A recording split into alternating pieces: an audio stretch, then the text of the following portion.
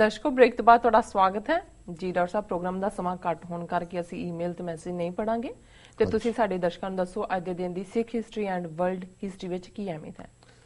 ਸਿੱਖ ਇਤਿਹਾਸ ਦੇ ਹਵਾਲੇ ਨਾਲ 1710 ਦੇ ਵਿੱਚ ਜਦੋਂ ਕਿ 12 ਮਈ ਨੂੰ ਛੱਪੜ ਝਿੜੀ ਦੀ ਲੜਾਈ ਹੁੰਦੀ ਹੈ, 14 ਮਈ ਨੂੰ ਸਰਹੰਦ ਫਤਿਹ ਹੁੰਦਾ ਹੈ ਔਰ ਉਸ ਤੋਂ ਬਾਅਦ ਜਿਹੜੇ ਇਤਿਹਾਸਕ ਹਵਾਲੇ ਨੇ ਅੱਜ ਦੇ ਦਿਨ 27 ਮਈ 1710 ਨੂੰ ਜਿਹੜਾ ਖੰਡਰਾਤ ਬਣਿਆ ਸਰਹੰਦ ਹੈ ਉਸ ਦੇ ਵਿੱਚ ਇੱਕ ਵੱਡਾ ਖੁੱਲ੍ਹਾ ਦਰਬਾਰ ਜਿਹੜਾ ਉਹ ਆਰਗੇਨਾਈਜ਼ ਕੀਤਾ ਜਾਂਦਾ ਹੈ ਔਰ ਸ਼ਹਿਰੀਆਂ ਨੂੰ ਬੇਸ਼ੱਕ ਉਹ ਮੁਸਲਮਾਨ ਨੇ ਹਿੰਦੂ ਨੇ ਇਹ ਯਕੀਨ ਦਿਵਾਇਆ ਜਾਂਦਾ ਹੈ ਕਿ ਹੁਣ ਜਿਹੜਾ ਦੁਸ਼ਮਣ ਜਾਂ ਦੁਸ਼ਟ ਸੀ ਜ਼ੁਲਮ ਕਰਨ ਵਾਲੇ ਉਹਨਾਂ ਨੂੰ ਸਜ਼ਾਵਾਂ ਦੇਣੀਆਂ ਜ਼ਰੂਰੀ ਸਨ, ਪਰ ਤੁਹਾਡੇ ਨਾਲ ਜਿਹੜਾ ਉਹ ਖਾਲਸਾ ਬਿਲਕੁਲ ਜਿਹੜਾ ਤੁਹਾਨੂੰ ਬਰਾਬਰੀ ਦੇ ਹੱਕ ਵੀ ਦੇਗਾ, ਤੁਹਾਨੂੰ ਧਰਮ ਦੀ ਆਜ਼ਾਦੀ ਵੀ ਹੈ, ਕਿਸੇ ਬੇਗੁਨਾਹ ਦੇ ਖਿਲਾਫ ਜਿਹੜਾ ਕੋਈ ਕਾਰਵਾਈ ਹੁੰਦੀ ਹੈ ਤਾਂ ਸਾਡੇ ਨੋਟਿਸ ਲਿਆਂਦੀ ਜਾਏ। ਔਰ ਉਹਦੇ 'ਚ ਹੀ ਜਿਹੜੇ ਅਕਸਰ ਅਸੀਂ ਜ਼ਿਕਰ ਕਰਦੇ ਹਾਂ ਕਿ ਪਹਿਲਾ ਇਹ ਆਦੇਸ਼ ਜਾਂ ਆਰਡੀਨੈਂਸ ਜਾਰੀ ਹੁੰਦਾ ਹੈ ਕਿ ਜ਼ਮੀਨ ਵਾਹੁਣ ਵਾਲਾ ਜਿਹੜਾ ਉਹ ਜ਼ਮੀਨ ਦਾ ਮਾਲਕ ਹੈ। Tiller of the land is the owner of the land. ਜ਼ਿਮੀਂਦਾਰਾ ਸਿਸਟਮ ਜਿਹੜਾ ਉਹ ਖਤਮ ਕੀਤਾ ਜਾਂਦਾ ਹੈ ਔਰ ਕਾਮਨ ਜਿਹੜਾ ਹਲ ਵਾਕ ਹੈ ਉਹਨੂੰ ਜਿਹੜਾ ਜ਼ਮੀਨ ਦਾ ਮਾਲਕ ਬਣਾਇਆ ਜਾਂਦਾ ਹੈ।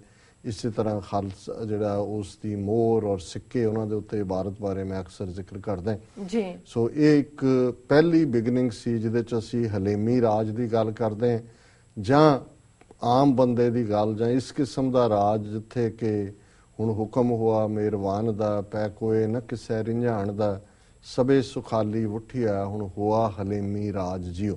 ਜਿਹੜਾ ਗੁਰੂ ਅਰਜਨ ਸਾਹਿਬ ਦਾ ਫਰਮਾਨ ਹੈ ਕਿ ਐਸਾ ਸਿਸਟਮ ਜਿੱਥੇ ਕੋਈ ਕਿਸੇ ਨੂੰ ਰਿੰਝਾਏ ਨਾ, ਤੰਗ ਨਾ ਕਰੇ, ਸਾਰੇ ਸੁਖੀ ਵਸਣ, ਇਹੀ ਹਲੇਮੀ ਰਾਜ। ਔਰ ਇਹਦੀ ਸ਼ੁਰੂਆਤ ਬਾਬਾ ਬੰਦਾ ਸਿੰਘ ਨੇ ਕੀਤੀ। ਆਪਣੇ ਨਾਂ ਤੇ ਉਹਨੇ ਕੋਈ ਸਿੱਕਾ ਨਹੀਂ ਚਲਾਇਆ। ਕਿਵੇਂ ਗਲਤ ਪ੍ਰਚਾਰ ਹੁੰਦਾ ਹੈ ਕਿ ਜੀ ਗੁਰੂ ਬਣ ਗਿਆ, ਵਿਆਹ ਕਰਾ ਲਿਆ, ਫਲਾਣਾ ਹੋ ਗਿਆ, ਢਿਮਕਾ ਹੋ ਗਿਆ।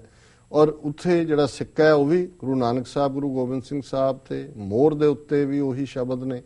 ਔਰ ਸਧਾਰਨ ਦੋ ਜਿਹੜੇ ਬਹੁਤ ਛੋਟੇ ਜਿਨ੍ਹਾਂ ਨੂੰ ਦਲਿਤ ਕਿਹਾ ਜਾਂਦਾ ਸੀ ਉਹਨਾਂ ਦੇ ਹਵਾਲੇ ਸਰਹੰਦ ਦੀ ਸੂਬੇਦਾਰੀ ਕੀਤੀ। ਸੋ ਅੱਜ ਪਹਿਲਾ ਦਰਬਾਰੇ ਆਮ ਸਰਹੰਦ ਦੇ ਵਿੱਚ ਹੁੰਦਾ। 1997 ਦੇ ਵਿੱਚ ਅਕਾਲੀ ਆਗੂ ਆਤਮਾ ਸਿੰਘ ਜਿਹੜੇ ਕਦੇ ਜਨਰਲ ਸੈਕਟਰੀ ਵੀ ਰਹੇ ਅਕਾਲੀ ਦਲ ਦੇ, ਮਾਲ ਮੰਤਰੀ ਸੀ, ਰੈਵਨਿਊ ਮਿਨਿਸਟਰ ਸੁਲਤਾਨਪੁਰ ਲੋਧੀ ਤੋਂ, ਉਹਨਾਂ ਦੀ ਮੌਤ ਹੋਈ।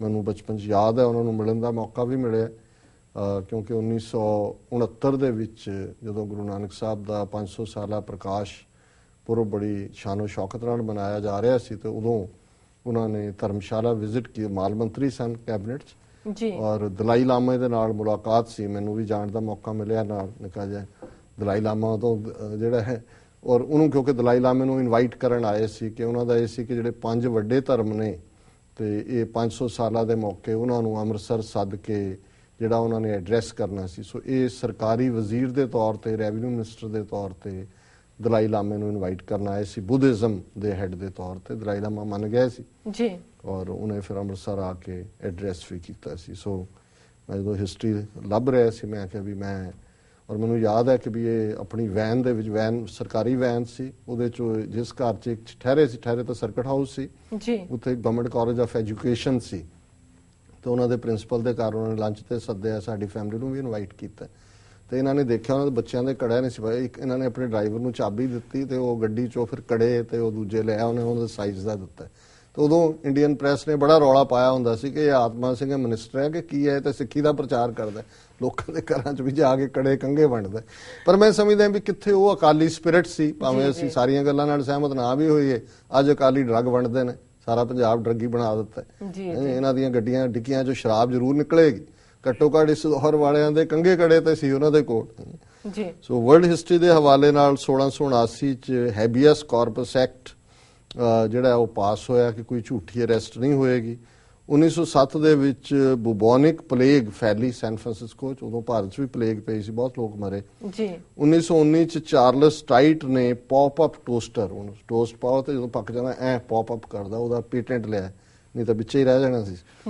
1924 'ਚ 84 ਇਅਰਸ ਆਫ ਬ੍ਰਿਟਿਸ਼ ਕੰਟਰੋਲ ਤੋਂ ਬਾਅਦ ਅਫਗਾਨਿਸਤਾਨ ਇੱਕ ਆਜ਼ਾਦ ਮੁਲਕ ਬਣਿਆ। 1927 'ਚ ਜਾਪਾਨ ਦੀ ਮਿਲਟਰੀ ਨੇ ਚੀਨ ਦੀ ਸਿਵਲ ਵਾਰ ਦੇ ਵਿੱਚ ਦਖਲਅੰਦਾਜ਼ੀ ਕੀਤੀ। 1937 'ਚ ਸੈਨ ਫਰਾਂਸਿਸਕੋ ਦਾ ਗੋਲਡਨ ਗੇਟ ਬ੍ਰਿਜ ਹੋਂਦ ਦੇ ਵਿੱਚ ਆਇਆ। 1941 'ਚ ਜਰਮਨ ਜਹਾਜ਼ ਬਿਸਮੈਰਿਕ ਡੋਬ ਦਿੱਤਾ ਅੰਗਰੇਜ਼ਾਂ ਨੇ। 2300 ਬੰਦੇ ਉਹਦੇ 'ਚ ਡੁੱਬ ਕੇ ਮਰ ਗਏ ਜੀ। 1964 'ਚ ਨਹਿਰੂ ਮਰਿਆ। ਇਹ ਤੇ ਮੈਂ ਗੱਲ ਕਰਨੀ ਸੀ ਪਰ ਹੁਣ ਟਾਈਮ ਹੋ ਗਿਆ ਜੀ। ਹਾਂਜੀ। 27 ਮਈ 1964 ਨੂੰ ਨਹਿਰੂ ਜਿਹੜਾ ਹੈ ਉਹ ਸਿਫਿਲਿਸ ਦੇ ਨਾਲ ਮਰਿਆ, ਆਤਸ਼ਕ ਦੇ ਨਾਲ, ਹਾਰਟ ਅਟੈਕ ਨਹੀਂ ਸੀ ਹੋਇਆ, ਕਰਤੂਤਾਂ ਉਹਦੀਆਂ ਸਿਫਿਲਿਸ ਵਾਲੀਆਂ ਸੀ। 1985 'ਚ ਬ੍ਰਿਟਨ ਨੇ ਜਿਹੜਾ ਉਹ ਇਹ ਇਕਰਾਰ ਕੀਤਾ ਕਿ ਹਾਂਗਕਾਂਗ ਉਹ ਚੀਨ ਨੂੰ ਵਾਪਸ ਕਰੇਗਾ।